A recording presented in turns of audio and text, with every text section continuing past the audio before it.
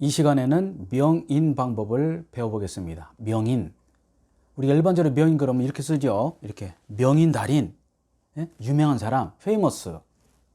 그리고 인목이라는 것도 있어요. 이렇게 쓰는 말이 있죠. 근데 둘 다 우리가 배우는 게 아닙니다. 인목이라는 것은 북한산에 나무가 우거졌다 그런 뜻 쓰는 개념이고요. 명이라는 것은 유명한 사람 그런 뜻인데 전혀 다르죠. 인목. 제가 수업 시간에 인목 이렇게 쓰면 이렇게 고쳐 쓰는 분도 있어요. 아닙니다. 법률 용어가 아니에요. 그래서 인목은 서 있는 나무가 아니야.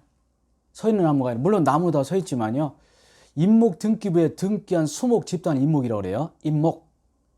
명인 방법이라는 것은 명확하게 인식하는 방법. 나무를 사서 나무의 껍질을 까고 이름을 써놓는다든지요. 또는 강원도 대관령에 채소밭을 밭대기로 사는 거야. 그 밭대기로 산다는 말이 있잖아요. 근데 그 밭대기로 사는 것이 땅을 사는 것이 아니라 채소를 뽑아 사는 것이 아니라 심어놓은 상태에 사는 겁니다.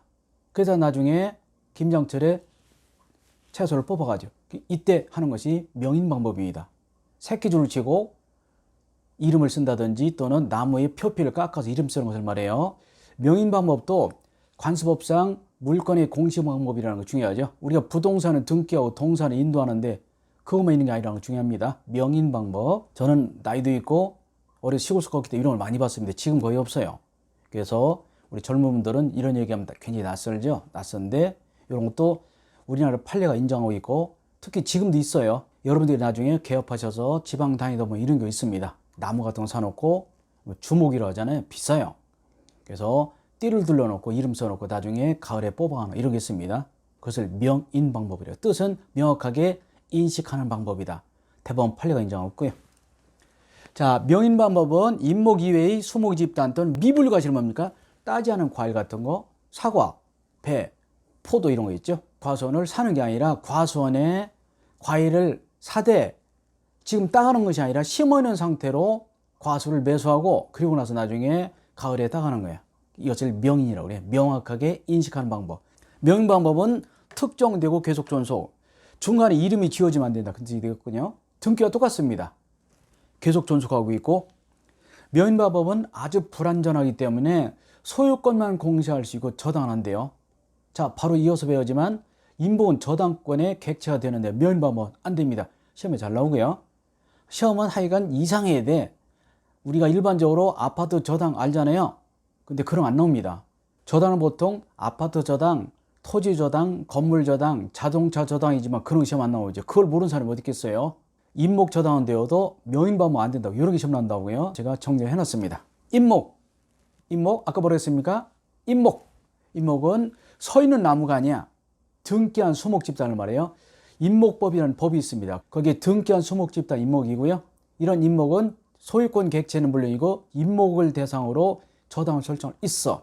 그럼 명인 방법은 소유권의 대상문제도 저당 설정은 안 된다는 거 중요합니다. 시험에 잘 나오고요.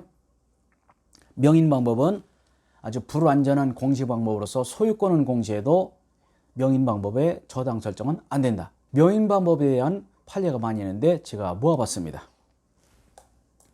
이 판례는 여러분이 배우는 교과서에 없는 경우도 많고요. 제가 대학 교재를 다 정리한 겁니다. 부지런하게 정리해서 한 2, 3년 한 번씩 나오면 아주 적중되는 경우가 많이 있습니다. 이 판례가. 왜냐하면 우리 법과대학 교과서를 보고 선생님들이 문제를 내거든요. 거기에서 아주 중요하다라고 여겨지는 판례를 제가 골라놨습니다. 판례 정리. 단순히 지상물 소재지 주민에게, 그러니까 아마 야산에 나무를 샀나 봐. 그리고 나서 동네 사람에게 이 야산에 있는 나무 내가 샀다라고 말했습니다. 되지 않아요. 이름을 써놔야 돼. 그런 단순한 발표만은 안 되고 반드시 명인 방법이라는 공시 방법, 새끼줄을 치든지 아니면 띠를 둘러 이름 쓰든지 해야 된다. 그 얘기 되겠고요. 수목 이중매매의 경우 명인 방법도 먼저 한 사람, 수목 이중매매도 원칙적으로 먼저 한 놈이 유효하다. 2번, 3번 같은 얘기죠. 이중매매와 똑같이 명인 방법도 먼저 한 친구가 소유권을 취득한다. 그런 얘기 되겠고요. 수목이 팔려서 명인 방법을 갖춘 이후에 그 땅이 팔렸다면 명인 방법을 갖춘 수목과 땅의 소유권이 분리되기 때문에 그 이후에 땅을 매수한 자는 수목 소유권을 취득할 수 있어 없어요? 없습니다. 그리고 토지의 주변에 울타리를 치고 그 안에 나무를 심어왔다. 정원수로 안 돼. 왜냐하면 이름을 안 썼어요. 반드시 울타리 주변에 삥 둘러서 홍길동 이름을 써야 된다. 그런 얘기 되겠고요. 6번도 아마 회사에서 임야에 나무를 샀나 봐. 본건 임야의 임목을 당 회사에서 매수한 지상권임을 공시한다. 명인방법을 볼 수 없어요. 왜냐하면 당 회사가 어느 회사야 도대체? 현대야, 삼성이야, SK야? 모르죠? 자기들은 당 회사 그러지만 남들은 모르잖아요. 당 회사라는 게 어디야? 그래서 반드시 무슨 회사 이름이 특정돼야 되지. 이 야산에 있는 나무들은 당 회사에서 매수했음. 그 당 회사가 누군지 모르죠? 명인방법으로 볼 수 없다. 그런 얘기 되겠고요. 반드시 이름을 특정해서 어느 회사인지 알도록 하라. 그런 얘기 되겠습니다. 아마 야산 산문양이죠. 임야의 수계소에 입산금리 소유자 갑이라는 편말을 썼다 됩니다. 소유자는 말이 있잖아. 임목 일정수량. 일정수량이 몇 구리요 도대체? 10구리요? 100구리요? 이런 건 안 돼요. 특정돼야 돼. 내가 집 서너 채 샀다. 무슨 집? 모르죠? 등기해야 돼요. 그와 마찬가지로 임목 일정 수량이라고만 써놨다면 알 수 없다. 특정되지 않은 경우는 명인법 인정되지 않는 거죠. 반드시 특정하고 이름을 쓸 것. 그런 얘기 되겠고요. 법원의 검증 당시에 재판장의 명에 따라서 포플러 나무 있죠? 껍데기에 1년 번호를 썼대요. 1, 2, 3, 4, 5 안 돼요. 반드시 이름을 써야 되죠.